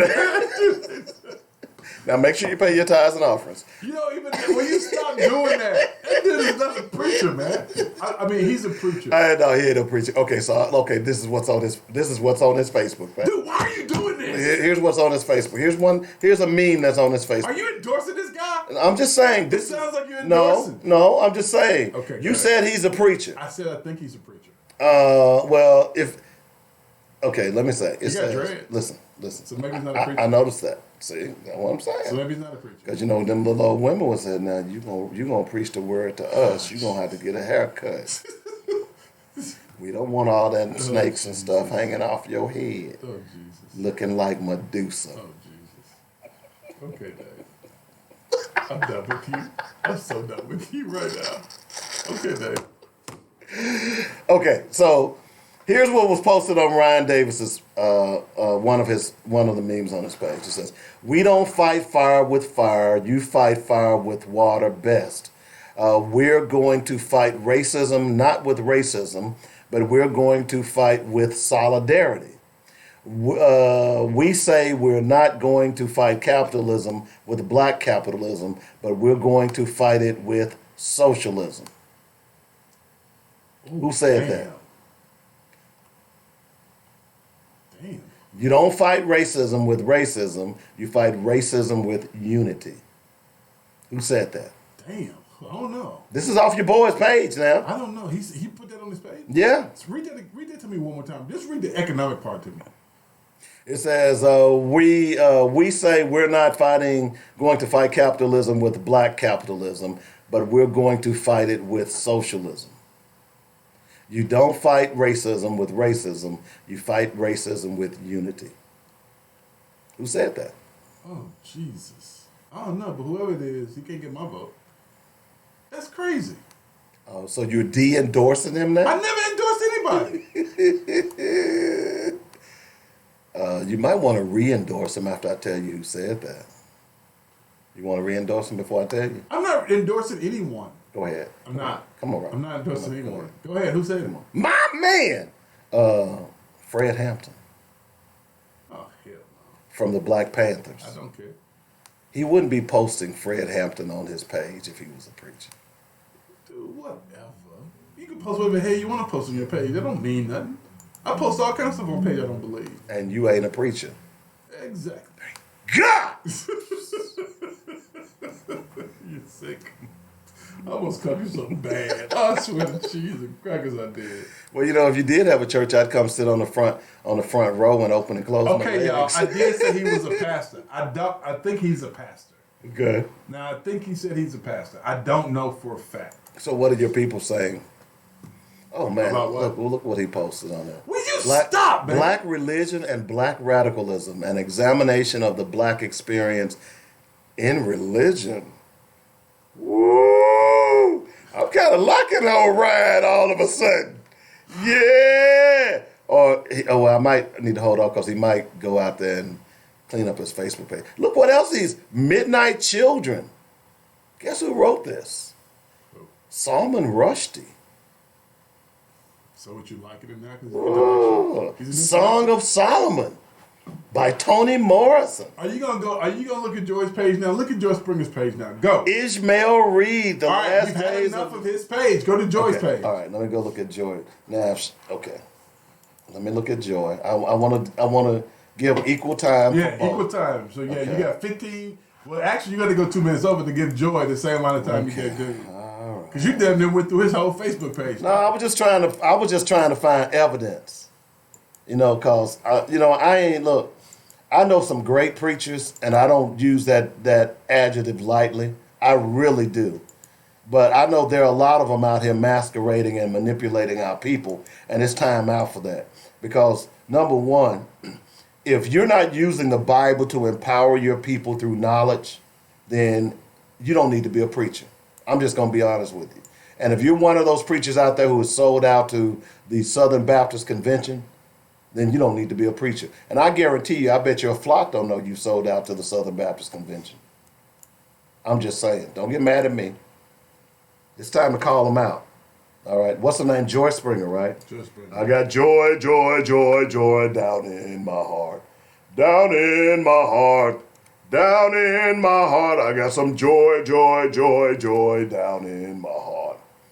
I'm wondering if Joy Springer is any kin to Yvonne Springer. By marriage, I'm sure. She's married to a Springer. Oh, okay. Because the Springers that grew up in Granite Mountain. Yeah, she's married to. Oh, okay. I can't think of her long. I can't think of who she's married to. Okay. Well, Horace. She's married to Horace. Oh, well, me and Joy are already friends. Well, she's from Oggy Mall, Arkansas. Are you holding that against her? Went to Stevens High School.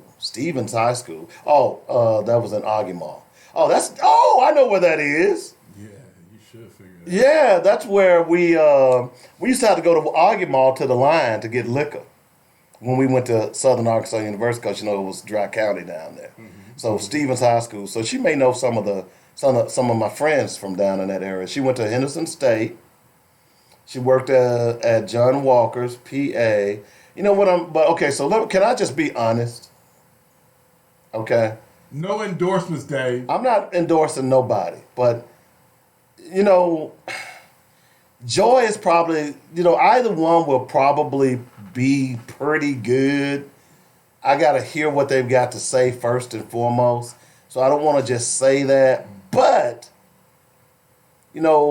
this last vacancy, we elected a woman, right? Uh-huh. This vacancy needs to be a man. Dave, will you stop, man? I'm just saying. Will you stop, dude? I'm just saying. It just needs to be a man. You chauvinist. That has nothing to do with chauvinist. Let the best man or woman win, bro. I'm just saying. I just throwing that out there for conversation's sake. Can we have a conversation? No. Well, all of a sudden we gotta elect a woman. Gotta elect a woman. Okay. No, we don't have to elect a woman. All right. So okay, we're gonna bring one of the first questions I'm gonna ask her. What do you think about fathers' rights? Oh Jesus, Dave, will you stop? That's an important issue. Okay, fine, Dave. Okay. Jesus. Let's see. I don't see any preacher stuff on her page right now, so she in good shape. Come on, read her page like you read Ryan. She just got pictures. She don't have like memes and stuff. She's an AKA. How you know that? Because she's got AKA stuff on. Okay. She's an AKA. Okay. I don't know. I guess I dated a few AKAs back in college. Okay. They were okay. Now them Deltas, now them Sigma Suites. Whoa, man! Girl. And then, you having a moment over there? Yeah, I had a flashback to Magnolia. I'm sorry. Yeah, so all she's got on here is her AKA as her frat stuff. That's I think I know her. That's all she got on her page? Just about every picture she got on something that has to do with AKA. She don't have any like memes or anything like that on here. So, but I'm just looking, okay. So she just got pictures of AKA. That's it, nothing else? That's about it. I went through, just about every one of her pictures. She's got some pink and green on. She's speaking at AKA. Okay.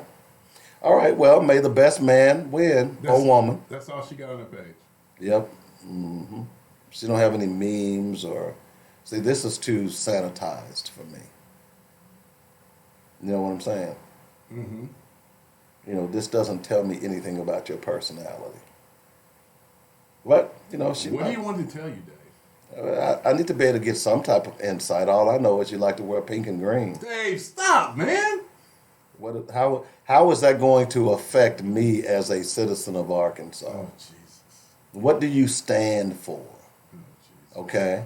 Do you stand for prayer in school? Because I Maybe don't. you should go find the AKA bylaws. Because I don't. I'm just saying. I stand for the Constitution. Oh, Jesus Christ. Well, I'm still going. Okay, what do you find? More pictures. She likes to take pictures. That's for sure. Yeah, black people like pictures. They Yeah, like I'm telling you. They're like, it's kind of narcissistic, don't you think? No, black people like pictures, man. Yeah, but I mean, look, she's. Here's the thing: we can't assume because she worked with John Walker that she's going to make a good candidate. Okay. Oh, that's right. My good friend, my classmate Stephanie Porter is an AK. Here she is on the page. So she got your vote now? No. Because I know how you like to vote. You like to vote based on kinship. No, sorry. No, okay, okay. Well, let's just see, Dave. Come on, you just went through Ryan's page talking about all this great stuff. There's got to be something on Joy's page. I'm still going. Every picture has AKA stuff. Every one of them, and I went down the whole page and still going. So, but again, this page does not tell me anything about her. All I've heard is she worked with John Walker. Is that not enough? No. No. You of all people are saying that's not enough?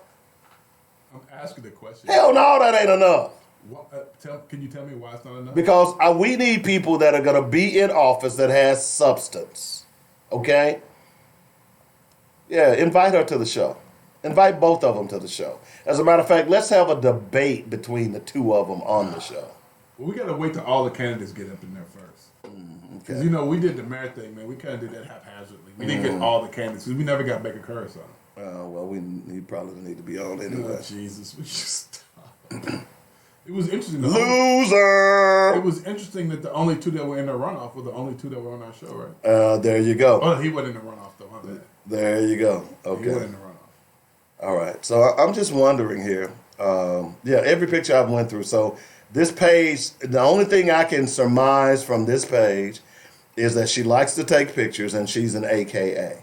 It doesn't tell me anything about her political life, what she does now.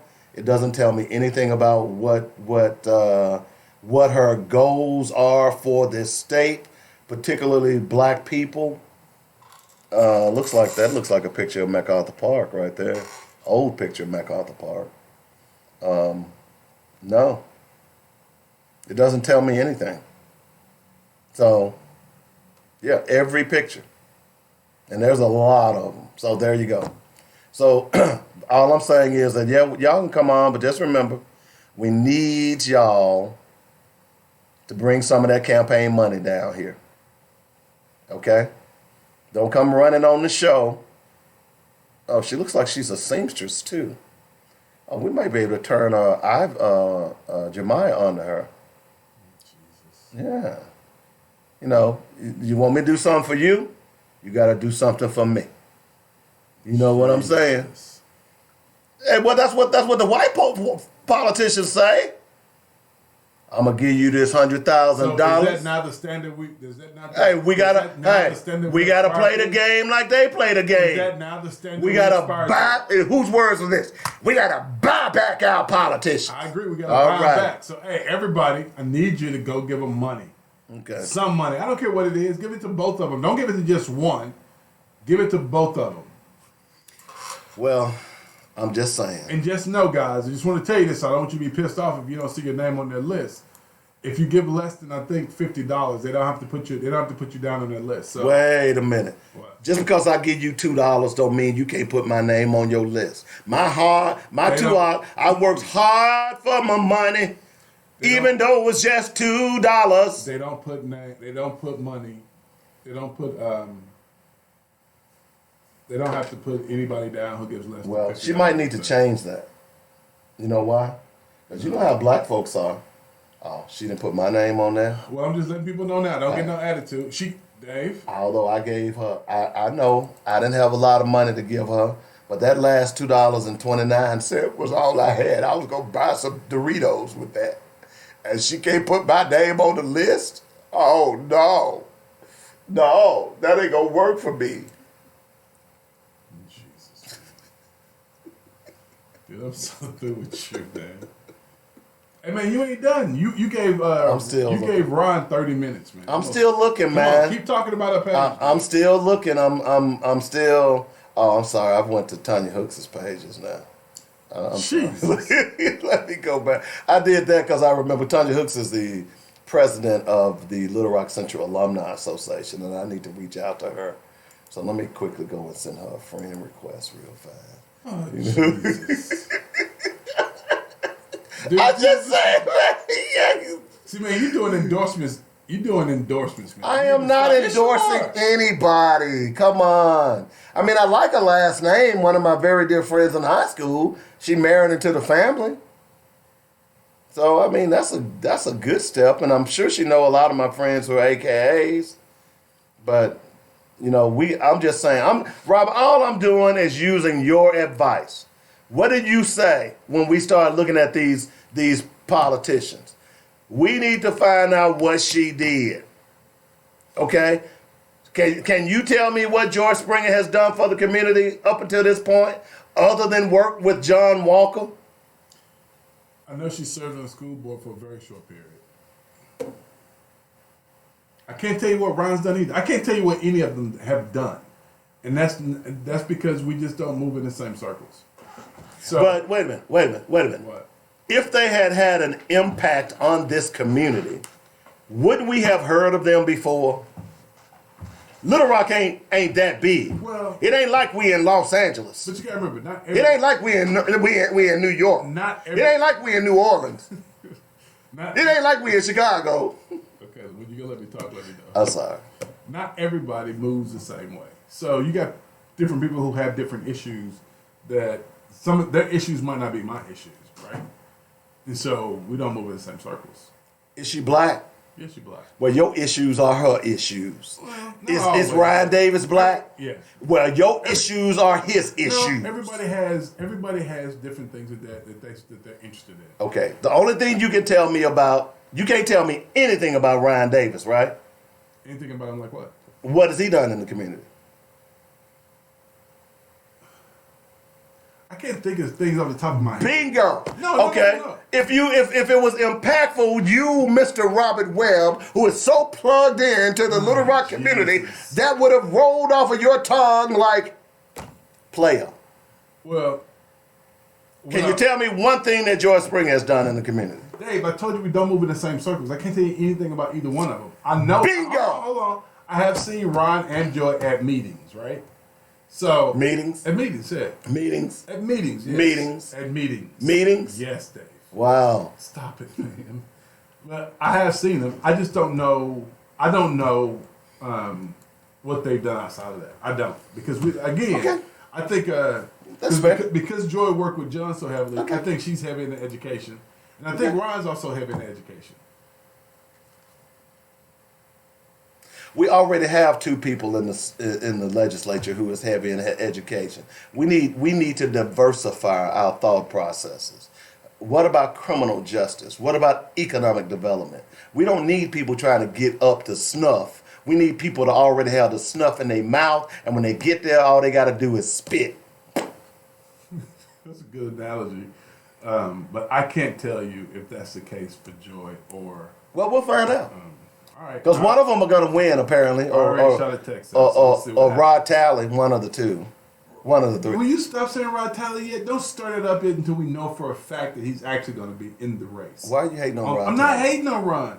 Ron just ran for District 36. You're not even calling his name right. His name is Roderick. I'm sorry. His name is not Talley. Ron. I apologize, Roderick. Gosh. Roderick Talley just like ran. Roger Talley. I don't have anything against him. This man got a door blown off. Jesus, will you stop? Attacked by the police. You sound like Russ. Will you stop? God, you called me Russ, man. I know, man. You sound like Russ. That hurt my feelings. You're not funny. You know what I just did to you these last 45 minutes? I just fried you. You didn't get that, did you? Yeah, see, you see how that feels. Let me before we sign off. Now do you see how that feels when I'm here trying to have a show and you and Cliff come in here and y'all just act a damn fool? You see how that feels now? All right. I don't. Apparently not. Okay. You ain't finished with Joy. You gotta get Joy one more minute. We out of time. I'm sorry, Joy. You know, if you didn't have so many damn AKA pictures on your wall, I'd probably give you something else. But you know, I'm just saying. But we'll get her back up. We'll get both of them on the show. I think it's something that we owe it to our listeners to get them on and let them espouse. But like I say, bring your checkbook because we expect some political ads. Jesus, David. I'm just David saying. Coleman. Will you stop like man? Don't take all your money to them white radio stations and those white television stations. Don't do it because if you do, I'm gonna talk about it. Dave. I'm letting them know. We've been talking about black economic empowerment. You need to empower this black radio station. I'm just saying. Dave, you killing me over here. I'm just saying. I know you probably buddy with them and trying to get some type of little contract on the back. I'm not buddy with anybody. I like them both, man. I like them both. And my theory is whoever gets in the race for District 34, all I gotta say is I'm gonna give them $100. I don't care who it is. Because I think we gotta buy back our candidates, man. What? We gotta go. You got a quote? Yeah, you ready? Because I'm tired of you complaining. We didn't land on Plymouth Rock, my brothers and sisters. Plymouth Rock landed on us. My man, Malcolm X. Spend money in your own community. If you don't, nobody else will. Peace. What is this thing with you and Malcolm? I love Malcolm. That's Are you my man. Are you like trying to? I got a man crush, baby. That's my man crush. You like channeling me now because I used to give Malcolm quotes all the time. Yeah, because you be trying to be like me, man. You ain't get a good one, though. You be giving the most salty ones. You give me the good ones. All right, so just remember, as we're in the voting season, just remember, a voteless people is a voiceless people. A voiceless people is a defenseless people. And a defenseless people is a contradiction to democracy. Y'all have a great day. That's what's up. That's what's up. All right, tomorrow, 11 o'clock. Yeah. Yeah. Hey, man, we can get some Black Focus t-shirts. Yeah, that's what I'm saying. What I want to do, I'm in the process of trying to redesign the logo. On JoinetRadio.com. And